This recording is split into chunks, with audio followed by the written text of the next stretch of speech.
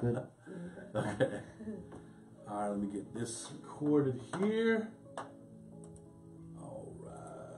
All right, we're here. What's up, Facebook Live? Your boy Big Body Cisco here with the lovely Janay Harding. Just flew in from 24 hours being on a plane.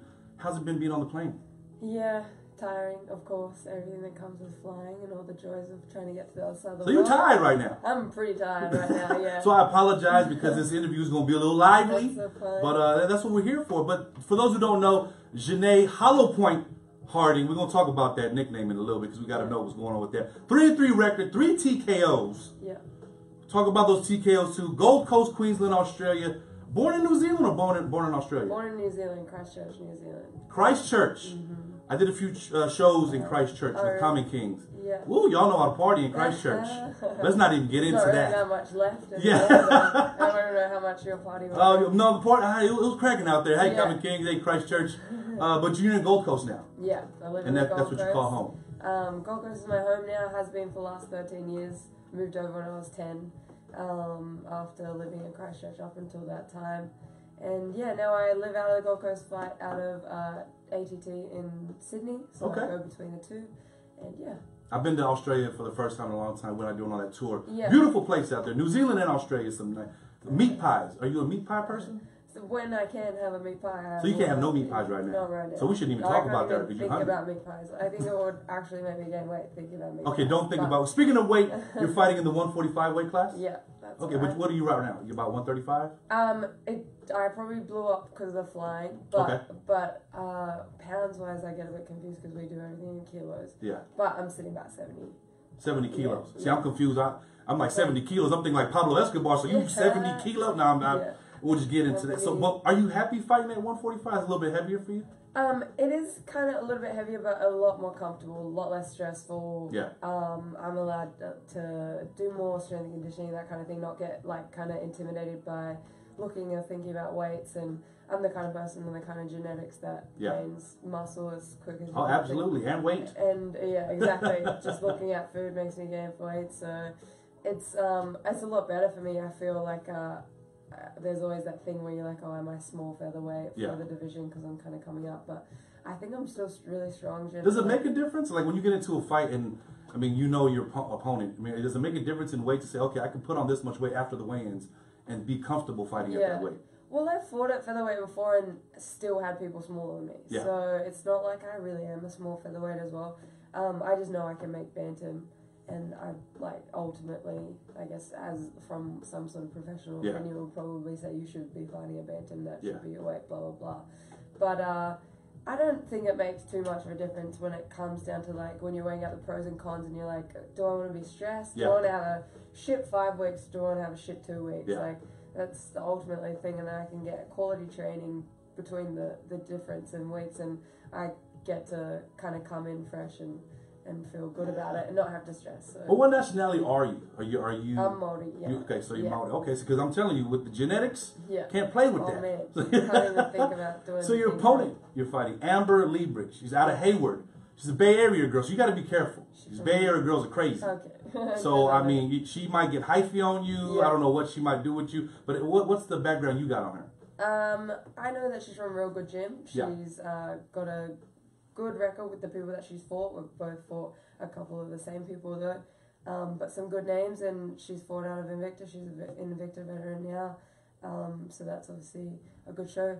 But I think like when it comes to the matchup, we're quite well matched and experience wise, and I feel like this is going to be a really good fight because I guess I didn't have that Invicta opportunity because I'm not so close to the States.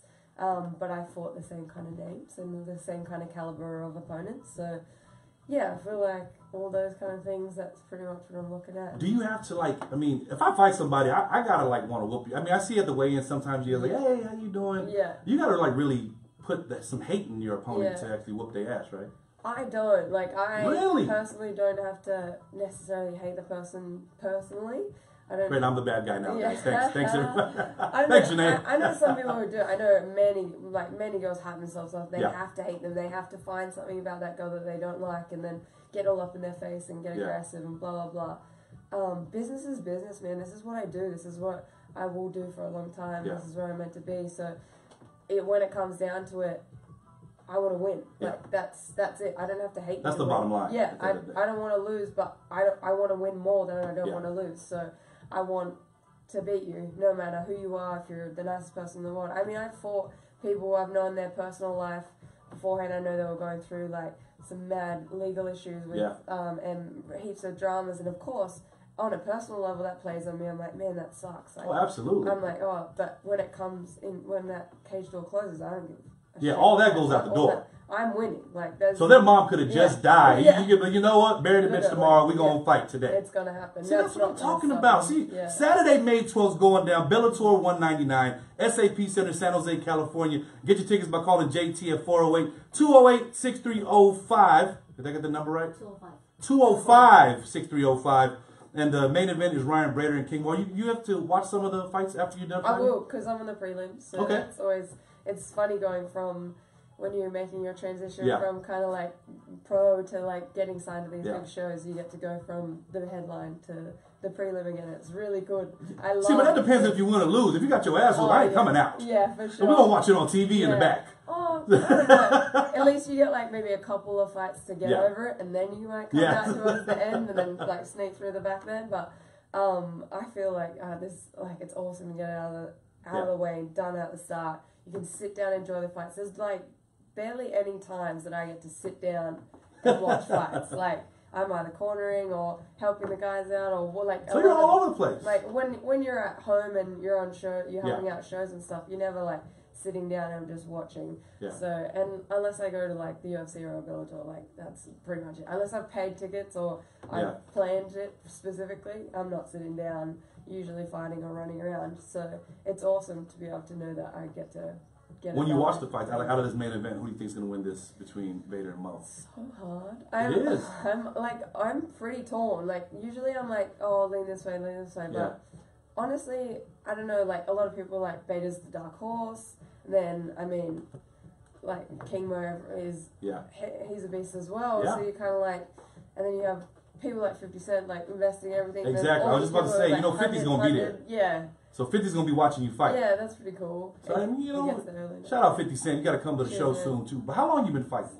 I had my first fight 5 years ago. Okay. Yeah. Just so fairly new to the game. Yeah. Still fresh. Just after I turned 18, I think it was just after. And then that was my first amateur fight. And yeah, I was training before that, but kind of through school and stuff. Yeah. So it wasn't like 100% commitment. It wasn't a full-time thing, and it wasn't a career opportunity at that time. It was just a hobby. And then after I finished school, that all changed, and I chose my direction of how strong I'm going to take this. See, not a lot of 18-year-old Janay is sitting there saying, you know what, I'm going to whoop ass for the rest of my life. You know what, I'm going to punch people in the face. So that was just something you wanted to do? This is 18. Yeah, I finished school and you have that thing where everyone's like, what do you want to do at uni, or you guys call it college. You got to like find your profession, find your niche, do this. What are you passionate about? And I was like, man, I don't know. Doing all these high school like subjects, I don't know, like this is kind of gravitating towards this. I kind of like this though, but also kind of like this. And then I finished school and I was like, wait a minute, I already have this thing that I'm passionate about, this thing that makes me happy, this thing that I'm... So the passion's been there for a little while. Yeah. So I was like, why don't I just do that? But that was before the women were in the UFC. Like, you didn't really see it as a massive career path. Like, it was definitely on the rise, and it was definitely looking like it was going to go in that direction. You didn't know it was going to be where it is today. But you went 100%. So you were kind of like, do what? Like, it's a bit of a gamble, being like, yeah, I'm going to become a professional MMA fighter and make it to Invicta. Yeah. And like that was probably about as high as you could go. And then as I started, the more I got into it, obviously, the more it matured with me. So I was super... But something had to like spark you. Like, what like made you, like, was it bullies? Was it an ex-boyfriend that you like, you know what, I whooped his ass? What made you say, okay, fighting is what I want to do? Like, what was the first thing that made you want to be a fighter? You kind of expect this like massive emotional story, but I did every sport possible when I was a kid. My mum was a single parent. She always wanted me to be busy and always like social as well, because I was an only child. So I was just smashing like everything: touch football, volleyball. I did badminton in school. So you was an athlete. Anything I tried. Yeah. I wasn't necessarily like, I was consistently averagely or above average at everything. I was one of those kind of kids, but I wasn't really like clicking in anything, and then you didn't find your niche yet. Nah. Okay. Nothing that I was like really excelling or really loving. Mainly, not that I wasn't excelling, but anything that I put my mind to, I would have excelled at. But I just never really found that thing that I was like gonna put 100% in. Yeah. And then I started martial arts. I started karate, like most kids. They put into karate. Keep them out of trouble. Yeah, do that kind of thing. And it was an individual sport, and I think that's when I excelled. Being an only child and mum being a single parent, I was an independent person. So then that kind of helped with, like, kind of played really well with my personality. And then from there, karate wasn't really challenging me enough. So then I branched out to something a little bit more challenging, a little bit more mature. And at 15, I found my MMA gym that I started at, and it was my 15 years old. Yeah. 15, I was shooting marbles. I don't know what everybody. I was trying to get girls at the dance. Yeah. You was over there finding the MMA gym. Like, see, that's big right there. Yeah. But tell us about the nickname Hollowpoint. Had it come from the early stages of your career, or? Yeah, early stages, just playing around with names, playing around with alliteration and what kind of fit, and then we were like, man, we're looking at kind of artillery, I guess, and like howitzers and going along that lines, and then we're like, man, those hollow points do a lot of damage. And at the time, my amateur debut was a TKO in the first round, and it was like quite a dominant performance. So then we were like, oh, this is that kind of work. That makes sense. Hollowpoint, I mean, you do a lot of damage. See, like I'm big body, I just have a big body, and I just figured that was just. I think you do a lot of damage. That's Hollowpoint, and it's gonna stick with you. That's something that you say, okay, that's the one. The kind of vibe of. Because you were like 38, nah. It was like, oh, BB gun, nah. I do a little bit more damage than that. Yeah, I feel like what's the worst you can do? And then, we found that. Plus, it mixes in. You can kind of get the black and gold going. Yeah. We can work the logo around it. Works with the merchandise is good. It's all like the long-term plan. Yeah. So newly signed to Bellator MMA. Congratulations, by the way. Thank you. Tell us about the journey leading. I told you were telling us about how you picked your gym at, at 15, 18 was started. I mean, was this something like one on your goal sheet to say my goal is to be in like an upper echelon of MMA fighting like Bellator? Yeah. Last year. The start of last year, I fought Arlene Blanco. Okay. And I took it on a short notice. I had a lot going on my personal life, and I got knocked out. And that experience just pushed me. I was like, you're either going to go 100% in or 100% fork in the road. out. There was no middle ground. There was no nothing. I was like, you can't be that guy that's kind of just like, oh, maybe I'm going to keep doing this. And you got to be all in or all out. Keep losing for too long. Yeah. Just because I love it. And so I was like, screw it. I sold my car, quit my job, and I moved to Thailand. Yeah. And I was like, Thailand's made that move to Thailand. I didn't see them knock down trees with their legs. I was like, Thailand's the thing that's going to give me the exposure. It's doable, it's affordable, it's accessible. It's a good start. I couldn't move to the US. It's like, I probably could have, but it would have been a lot harder. You would have been at the club with me. You would have been all bad. Too many good food. Too many temptations out here. That's why Thailand, you got the tree, kickboxing, and you're good. Yeah, there was a good gym there. I had good connections, and I was like, that's going to be a really good pathway for me. And it definitely served its purpose. It did awesome for me. I've got my manager and everything kind of success from there. And that was, like, as I left and I was packing up all my stuff, I was like, in 1 year, this time next year, you will be signed to a big promotion, whether it be UFC, Bellator, or someone like Ryzen. Yeah. And you will have more experience, more exposure, a bigger fan base, and like be a better athlete because you would have progressed without having to work and being able to just train and all that sort of stuff. So you laid out your goals. Yeah, I had it all kind of set. See, kids, lay out your goals because a lot of people try to do stuff on the fly. Works. Yeah, actually, it actually works, right? Down. Yeah, they got the vision board, all that. It works. It comes to fruition. I didn't cut anything out because I had to I would have had to take it with me. I thought that was a bit too much baggage, but instead, I said that, and I was like, if you're not there, then it's time to stop. You're not going to get punched in the head for the rest, like until you're 30. It's just getting knocked out will make you think about some things. 100%. I mean, I've just been drunk and nights. I'm like, what happened? What happened last night? You get real like deep in your own brain. You're like, wow. But you said, like, you were talking about being knocked out. That was kind of like a game changer for you. Yeah. Being in the business, stuff like that, and it has a lot to do with your personal life. Like when you have, if you're having a bad time, like Mike Tyson went through it. I mean, you see, when his downfall started, it was because he had Don King taking money out of his pocket. Robin Givens was, messing with whoever and suing him and saying he beat her on. It takes a toll on what you do physically in the ring. Yeah. So in and out the ring, that takes a big path for you. 100%. And I guess the pros and cons of being such a young athlete is that I'm still finding myself at the same time. Yes. So you're kind of experiencing all those heartaches and all these like crazy experiences of being an adolescent and figuring out your pathway and who you're going to be and all that sort of stuff, and discovering those things and balancing being an MMA fighter at the same time was like it was a lot, of course, and it being an individual sport, any kind of effect on your personal life will make a big difference in your performance. During your personal, is it hard? Like, you can go out with the girls and girls acting up. You're like, I could easily whoop this bitch ass right now. But does that come out? Like, say you have a boyfriend and he acts up, you can just be like, you know what? I'm a fighter. I mean, does that carry over, or you kind of know where the limits are? You kind of know where the limits are. That's the good thing. I think a lot of people, I hear a lot of other people say this as well, so I feel like I'm sharing a mind with a lot of people that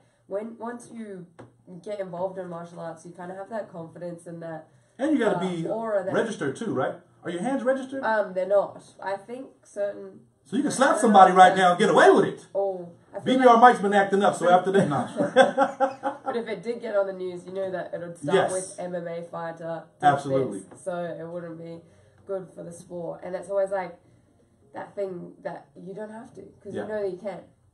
That is all it comes down to. You're like, I'd win in a physical competition, so I can walk this way and you can keep going. It has to be tough. I mean, because knowing that you have the ability to just set it off whenever you want. Yeah. I mean, it's like walking into a party with a gun. You can just be like, I will whoop anybody's ass in here. But I guess you kind of, like you said, kind of decipher between the two. Speaking of personal life, is it harder being a fighter in the social media age? Like, everything everyone does is on social media now. 100%, and social media is a massive part of MMA now. It kind of there's a positive and negative to it. Do you use it more for the positive? Of course you do, but is that something that helps you as a fighter get your name out there? Yeah, it's one of those things that another thing that I wrote down when I was discovering myself. I'm trying to establish who I wanted to be in this sport and who I wanted to represent. Social media is like, I don't want to sell my soul. I don't want to be obsessed with social media as well. I don't want to spend a lot of time on social media and taking away from the experiences and the now, and I want to still be mindful and I want to still be pure to my ethics and all that sort of stuff. But are you an angel? Because what do they make people who don't want to be on social? I just got caught off guard because I don't see a lot of females, especially your age, that doesn't want to be on social media in that light. Because, I mean, I know you have seen there's a lot of ratchet stuff going on. Yeah. I mean, a lot of booty twerking going on. And I can see that easily, especially a beautiful girl like you, can get caught up in that whole thing where there is negative comments that come in. How do you deal with something that you being a fighter, you can get those bozo fans and be like, oh, you look good, and they say something derogatory towards you. Yeah. It can actually put you in a certain mood, especially when you're training. Yeah, 100%. And it's like, even if you're not trying, if you're not, like, if you don't have makeup in a shot and it's just like a candid picture, they're still like, oh, you're trying to model more than be a fighter, or you're trying to do this instead of being a fighter. It's like, well, you're going to say that no matter what I do. No matter if I just put training pictures up, then you're going to say it's too boring. There's people for every situation. It's always going to be like you're ugly and you're pretty, and so that's why, like you said, take it kind of to it. Like, it's not a real world. Absolutely. It doesn't matter if you're trying to be pure to your ethics or not. It's not real. That's the best version of you always. You're not going to put up like the worst picture of you every single day. Why would you do that? We want to see the other 30 you didn't put up. Yeah, Jesus, that's not going to look good. And no matter what, you're kind of going to have to hit these obstacles, but you just choose your battles, and you just kind of no matter what I do, someone's going to hate it. And the bigger you get, the more people are going to hate it. Absolutely, because I do see you getting bigger. And for those who don't know already, on social media, at Janay Harding on Instagram and Janay Harding on Facebook, go follow her. But don't be a creep, right? Yeah. So don't be a creep. Don't slide into the DMs. Don't slide into DMs. Well, God, wait a minute, I slid in your DM. I was trying to tell you about the interview, though. This was the interview. Was already set up. That was a good one, So if you weren't fighting, what would you be doing? It's a hard one because I was, like I said, dabbling in a lot of things and gravitating towards a lot of things. But I do like to be creative. But now in my life as well, I work in health food, and I have done for a long time as a retail job. Okay. It was just kind of what happened after I came out of school. I ended up in the health food industry. I wasn't necessarily educated before I got into health food, but I just handed my resume in, and then 6 years later, I'm still working in health food and kind of know the ins and outs of it. So I think nutrition... And it kind of intertwines with what you do now. So you need the health 100%, food. so that made me more passionate about it, more invested in it, where I could sit there and like pick the naturopath's brain about, oh, what about this? What if I take this supplement after weigh-ins? Or what about this one? Or what's best? Or how does sodium affect your cells in this way? And so that kind of thing. Are you writing this down? You're supposed to be writing all this down. Sodium, get all this. Because I think the food in America, I've noticed when I was in Australia and New Zealand, the food out here is so, you're so tempted to eat fast food. Out there, it's kind of like a little bit more cleaner. I mean, it depends. I ate about 30 meat pies when I was in New Zealand and all that, but it seems like you guys eat a little bit better than we do out here in the States. New Zealand is a little bit more comforty food than Australia, but I feel like your opportunity for health food and your abundance of health food over here is big. But very expensive though. Yeah, but your just abundance of food is bigger. So that means you have an abundance of health food and you have an abundance of like junk food as well. So you guys have more, like we don't have Popeyes, we don't have Chick-fil-A, we don't have... You don't have Popeyes? You have In-N-Out? We don't have In-N-Out. Let me stop, because she got a fight Saturday, people. Yeah, that's all I have. But do you go splurge after a fight? 100%. I'm always about balance and happiness. You gotta treat your soul, like... Win or lose, you're gonna get a burger before you leave. There ain't no way that I'm leaving that SAP center without some chicken waffles or something like that. Ooh, see, she said they don't got no Popeyes over there. Okay, what's in the future for Janay? After this fight... going onwards, I got another 4 with Bellator. Okay. So obviously, I'm planning on 4 more wins, and then from there, who knows? Like, once I finish this contract, there will be opportunities, and it'll be in about 11 or so months. Yeah. So that'll be dependent on how promotions are going and where everyone's sitting at the moment, and how the divisions are going mainly. As and it depends if you win or lose too, right? Yeah, exactly. So it'll be how my record is and how valuable I am to a promotion, but how strong the divisions are, because with women's MMA you've got different promotions having stronger divisions in females, because it's so up and coming and still progressing. So you never know, but at the moment I'm just looking at these 5 fights. I'm set on these. So 5 fights is the contract with Bellator. Yeah. So that's me. Not so say you lost three of the first 5 fights. Does the contract change at any time? Or you got 5 for sure fights with Bellator? 5 for sure. Just the payment changes. Yeah. That's it. Okay. But that's not... When you how long you been training for this fight? I looked on your Instagram. You've been training every day of your life. Yeah, yeah. But for this particular fight, how long? In camp, 6 weeks was when it got confirmed. Okay. So as soon as that got confirmed, it changed up. When you're in the gym, what's the music that's blaring through the speakers when you're working out? When I get control of the AUX cord, it's more like Al Green and Bill Withers and stuff like that. Is you married? Al Green, okay. I thought you was going to come with some EDM. See, I prejudged you. Yeah. I thought you was going to have an EDM playlist and be like, oh, it's Avicii and all this stuff. But Al Green. Yeah. Ooh, and then we become best friends. We just became best friends. And then usually people start complaining or something, and then I have to change it to like more people, like please like type playlist. So yeah, but I love me some 660 as well, and like I like chilling. Yeah. To like having like a constant feel good music mix. Yeah, feel good vibes. Big Body Radio feel good music show. Just good vibes. Shameless plug. Good vibes all the time. Speaking of good vibes, what would be your dream fight? If they would say, you know what, Janay, you can fight whoever you want right now. Yeah. Who would you put on the table? I've always said Gina Carano, just out of my absolute respect for her. Yeah. She is such a She was one of, not the only person, but one of the people who just made me understand that this thing is what I can do. If she can do it, I can do it 100%. And she not only does it, but does it with grace and but then brutality at the same time. And it was just a really cool balance. And I think that would be awesome. And then what she's done going onwards now, she is such a good When you turn one of your, I wouldn't say idols, but one you look up to, into an opponent, it's like you said, when we talked about earlier, is it, because that's the goal, like, you want to rip her head off, right? Yeah. At the end of the day. You respect her, but once that cage is closed, you want to... this thing's going to brawl, no matter what. Like, I'm going to go down swinging, no matter what happens. So, yeah, that would be that. I think sometimes the more you respect someone, the better those fights are. Yeah. I mean, we've seen a lot of those in the UFC and Bellator, like, you get 2 really good guys and you put them next to each other and they smile between rounds, but they're just like, yeah, let's do this. Let's throw down. And they rip each other's... Yeah, and it's awesome. Speaking of women fighters, like, what do you think of the Ronda Rousey thing? She kind of brought it more to the mainstream with more of the main event fights. With her decline, I say decline now because she's been losing a couple of her fights. Yeah. Where do you see, like, who's the next one to step up into her place? Is it going to be the same one that you were speaking of earlier? or is it going to be Janay Harding? I would say it would possibly be someone along the lines of Janay Harding, but I think she was the first. Yeah. So you can never compare the first, and there was no book written for the first as well. So that's a path that will never be, it will always be unique and never be kind of emulated. But I think I like the diversity of different people coming through now. Like Rose Namiyamas is coming through and she's doing her thing, and then like you've got different and then Amanda Nunes, she's kind of got her thing, and so it's creating this challenge of the stereotype each time. You don't have to be the pretty Ronda Rousey and do the movies and stuff like that, but you don't have to be straight, you don't have to be anything. You literally don't have to fit a square anymore, and I think that's awesome because all these girls are themselves, and they will always be themselves, and they fight.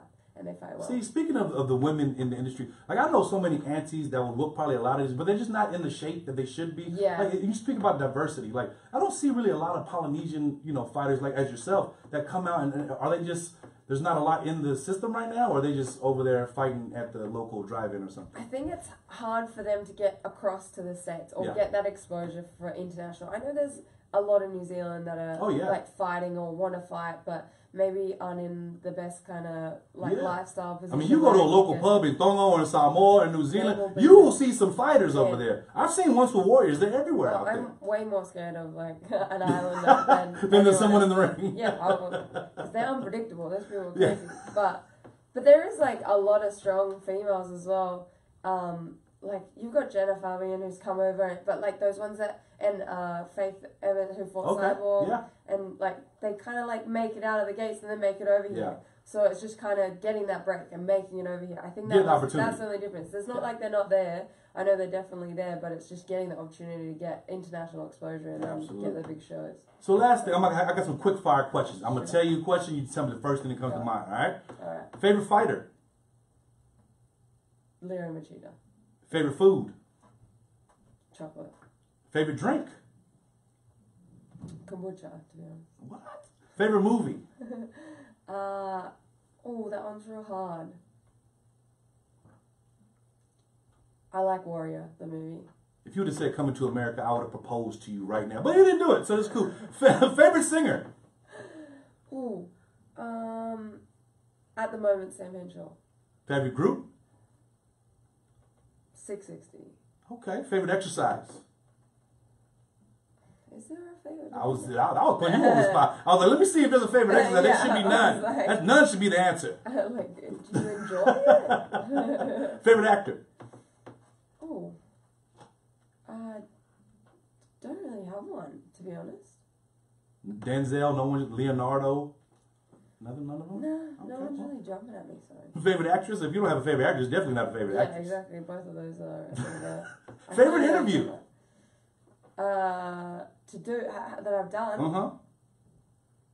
Probably this one, because it's the first time I've been in America. I'm not even making that up. I'm not even. I put that question in so she would say this. This is the first time I'm in San Jose. I've come here. I got here today, and I've jetted out to San Fran, and that's what I'm talking about. Absolutely a pleasure, and thank you for coming. I know you've had a long flight, and I know Brick coming over here was definitely, but I wanted to make it fun for you. But before you get up out of here, any shout outs you want to get out there? Just want to shout out to my gym, Australian Top Team, and all my family and friends at home, and my mum, who is missing me right now because I'm on the other side of the world. And that's about it. Mom miss her baby. Mama miss her baby. Always. Don't forget, you guys, Janay Harding, Saturday, May 12th, going down, SAP Center, San Jose, California. Make sure you get there early and get your seat because Janay's about to put it down. Are we got any prediction on this one? Or you don't like doing predictions? It's going to be a finish. Not going to say what round. It's going to be a finish, but you're going to finish it, right? Yeah. Everybody, Big Body Radio Land, all across the world, go support Janay Harding by following her on all of her social medias. I'm going to let you tell them what it is. At Janay Harding on Instagram, Harding_Janay on Twitter, and which I don't know how to use, so please don't expect much from it. And Janay Hollowpoint Harding on Facebook, so you guys check those out. That's what I'm talking about. Call JT 408-205-6305 for your tickets. He's like the bootleg guy, but it's cool. Shout out Rhythmic Catalyst. Shout out Bellator MMA. Thank you, Janay. Thanks, man. I really appreciate it. We're going to put this interview everywhere because everyone's going to know who you are, and we're going to tell you guys about the outcome, whether you lose or not. Cool. My prediction you're going to knock her out in the second round. I think second round, first you're going to, in the second round, you're going to, you know what? You imagine that she did something bad to you, and you're going to catch her with a hook, and that's going to be another TKO for you. Yeah. And you'll come out of there 4-3. Ladies and gentlemen, Janay Hardy, your boy Big Body Sister, we gone. Thank you. Thanks, guys. Yeah, man.